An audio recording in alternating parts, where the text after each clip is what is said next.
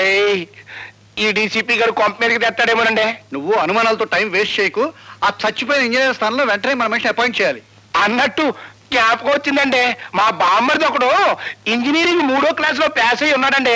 ఆడు పనికొస్తాడంటారా? మనకు కావాల్సింది చదువుకున్న సమర్థుడు కాదయ్యా, మనం చెప్పిన పనుల్లో చేసే చేతకాని వాడు.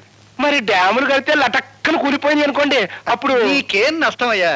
ప్రభుత్వానికి నష్టం, ప్రజలకు నష్టం. ఇంకా మాట్లాడేవంటే ఆ సీట్లోకి రావాల్సిన తెలివైన కత్తి లాంటి కుర్రాడికి నష్టం. అవునులేండి, ఆ నష్ట జాతకుడి గురించి మనకెందుకు. ఇంతకీ ఆ నష్ట జాతకుడు ఎవడంటావు? తమ్ముడు టిఫిన్ టైంకి ఎలా వస్తాన్నాడు, ఇంకా రాలేదేమిటి? ఎప్పుడు అన్నమాట తప్పడే.